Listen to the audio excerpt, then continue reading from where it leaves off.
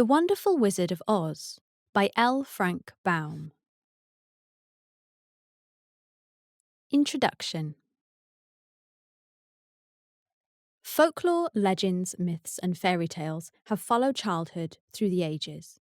For every healthy youngster has a wholesome and instinctive love for stories fantastic, marvellous, and manifestly unreal. The winged fairies of Grimm and Andersen have brought more happiness to childish hearts than all other human creations. Yet the old-time fairy tale, having served for generations, may now be classed as historical in the children's library, for the time has come for a series of newer wonder tales in which the stereotyped genie, dwarf, and fairy are eliminated, together with all the horrible and blood-curdling incidents devised by their authors to point a fearsome moral to each tale. Modern education includes morality. Therefore, the modern child seeks only entertainment in its wonder tales, and gladly dispenses with all disagreeable incident. Having this thought in mind, the story of The Wonderful Wizard of Oz was written solely to please children of today. It aspires to be a modernised fairy tale in which the wonderment and joy are retained, and the heartaches and nightmares are left out.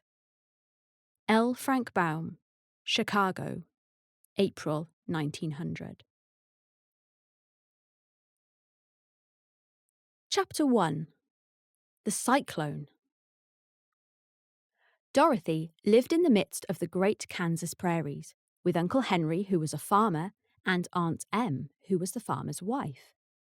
Their house was small, for the lumber to build it had to be carried by wagon many miles.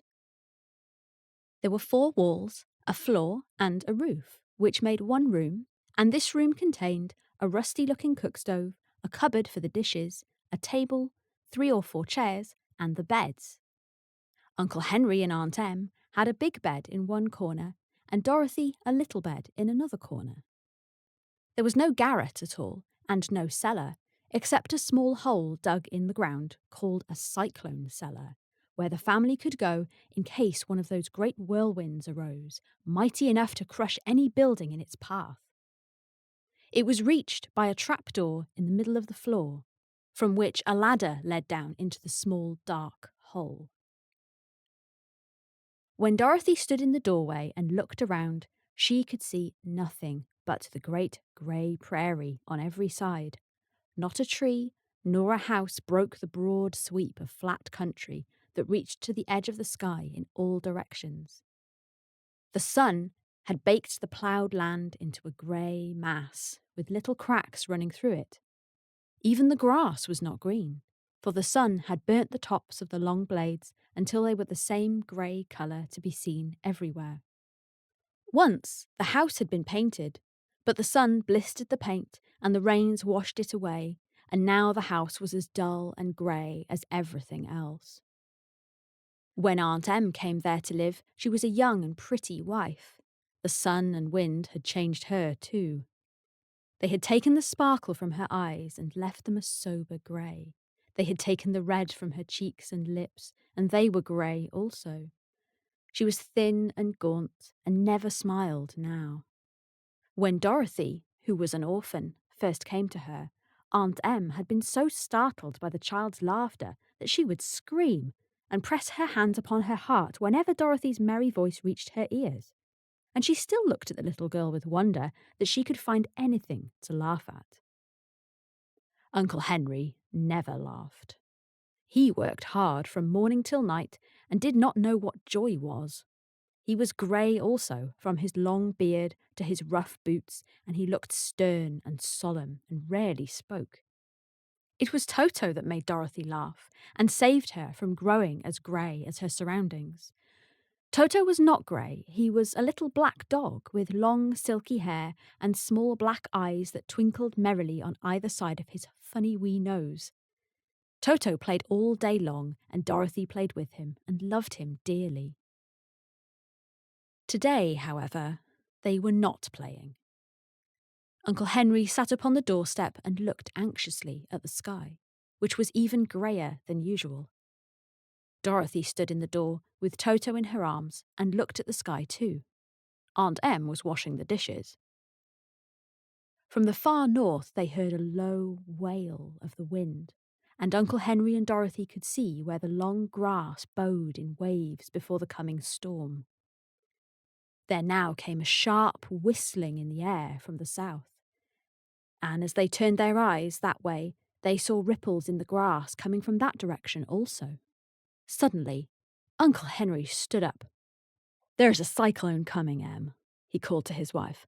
"I'll go look after the stock." Then he ran towards the sheds where the cows and horses were kept. Aunt Em dropped her work and came to the door. One glance told her of the danger close at hand. "Quick, Dorothy!" she screamed. "Run for the cellar!" Toto jumped out of Dorothy's arms and he hid under the bed, and the girls started to get him. Aunt Em, badly frightened, threw open the trapdoor in the floor and climbed down the ladder into the small dark hole. Dorothy caught Toto at last and started to follow her aunt. When she was halfway across the room, there came a great shriek from the wind, and the house shook so hard that she lost her footing and sat down suddenly upon the floor. Then a strange thing happened. The house whirled around 2 or 3 times and rose slowly through the air.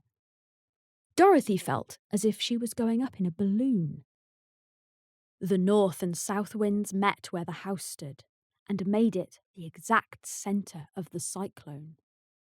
In the middle of a cyclone, the air is generally still, but the great pressure of the wind on every side of the house raised it up higher and higher until it was at the very top of the cyclone. And there it remained and was carried miles and miles away, as easily as you could carry a feather. It was very dark, and the wind howled horribly around her, but Dorothy found she was riding quite easily. After the first few whirls around, and one other time when the house tipped badly, she felt as if she was being rocked gently, like a baby in a cradle. Toto did not like it. He ran about the room, now here, now there, barking loudly. But Dorothy sat quite still on the floor and waited to see what would happen. Once, Toto got too near the open trapdoor and fell in, and at first the little girl thought she had lost him. But soon she saw one of his ears sticking up through the hole, for the strong pressure of the air was keeping him up so that he could not fall. She crept to the hole, caught Toto by the ear, and dragged him into the room again, afterwards closing the trapdoor so that no more accidents could happen. Hour after hour passed away, and slowly Dorothy got over her fright. But she felt quite lonely, and the wind shrieked so loudly all about her that she nearly became deaf. At first, she had wondered if she would be dashed into pieces when the house fell again. But as the hours passed and nothing terrible happened, she stopped worrying and resolved to wait calmly and see what the future would bring. At last, she crawled over the swaying floor to her bed and lay down upon it, and Toto followed and lay down beside her. In spite of the swaying of the house and the wailing of the wind, Dorothy soon closed her eyes and fell fast asleep.